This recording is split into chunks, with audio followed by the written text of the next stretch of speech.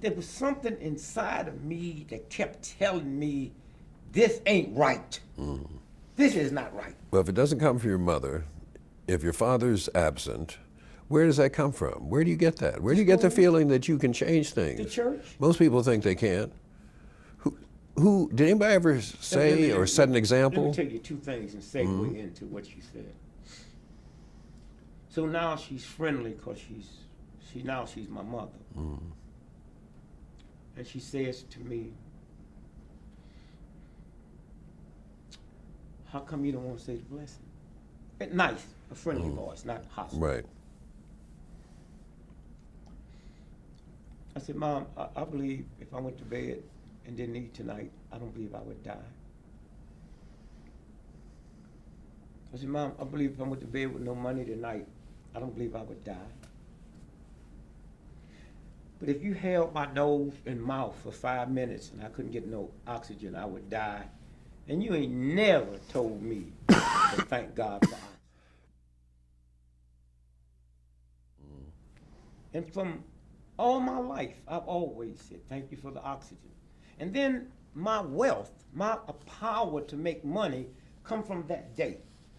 Because I realized if oxygen is this important, and there's a God that give me an abundance of it, the Ku Klux Klan, as evil as they are, don't get no less oxygen.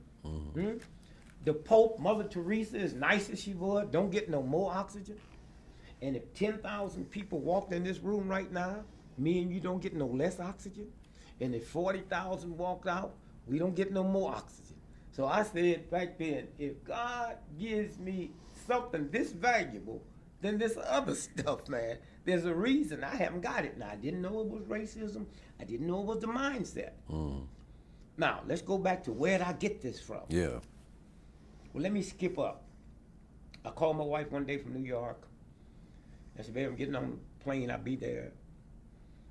And my car's always parked at the airport in Boston. We live 6 to 8 miles down the road. So I always call her when I get to the airport. Hey, babe, how you feel? My daughter said, Dad, hurry home.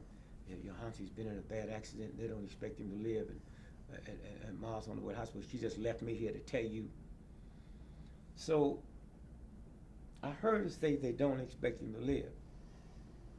And I hung the phone up. But while I'm hanging up, I looked down and I got on a pair of $22,000 boots.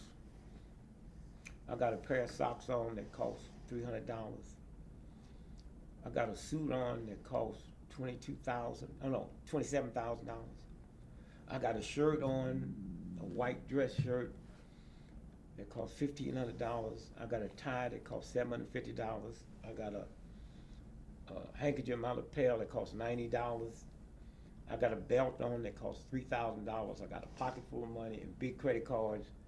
And I don't have nothing in my pocket or nothing on that can help that boy. And then, as I got ready to walk away from the phone, I thought about Reverend Cook at Antioch Baptist Church. He dead there. He used to rip and run across the stage and yell and scream, and sweat would come down. He had a handkerchief big as a bedspread. And when he got through with all of that, he stopped and he said, when you tried everything and it don't work, try God. I thought about that. But before then, you'd never thought about that? You never thought about God? No, I thought about God, but I hadn't heard his voice saying, try God. I realized now, nothing I got. See, anybody, a lot of people be talking about God. Go to the army and make the sign across where you kill somebody, that ain't God. All these Christians love God. The mafia, syndicate, scum of the earth, when these white folks decide to name them Godfather, didn't no Christians complain? Huh? Tell me about it. And so all at once now, I got to thinking about how did I become a comic? St. Louis, Missouri, man, ain't no nightclubs.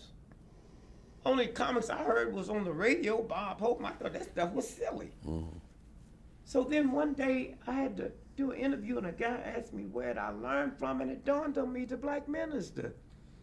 The black minister 52 Sundays out the year.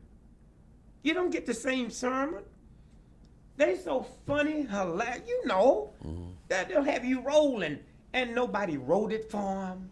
Okay, and then the black family, the old aunts, come tell the same story every Christmas. And then I realized, and then my school, people pulled you over.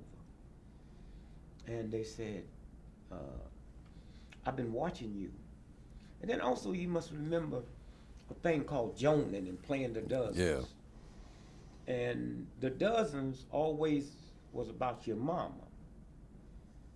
Now, the reason for that is, there was a time if a baby was born deformed, the woman always got blamed for it. There was something wrong with the woman, never the man. And so consequently, the dozens was about your mama, because if you was ugly, it had to be about your mama, never the father. Now, here's where the dozens came about, the dozens. If we go back to slavery, then remember the one white person who you were safe with was the white man that sold slaves. That was good white man. You know why? Because he couldn't bruise me no more than the Cadillac man can scratch your car if he got mad because you ain't gonna buy it. Okay, so my physical trauma came from the person who bought me. So now, most white folks could not participate in slavery because they didn't have the money. So whenever a slave was born crippled or deformed, that one couldn't be sold. Okay? So those poor white folks that couldn't afford slavery, they could come and buy a dozen of them. Now remember, a dozen of deformed, crippled Negroes. With that being blamed on the mother. So that's where playing the dozens came from. Man, your mama so ugly, it's never your daddy. And so everybody would jump on me about my mama. Your mama don't know where your daddy is, man. And then one day it dawned on me, man, you don't need to cry.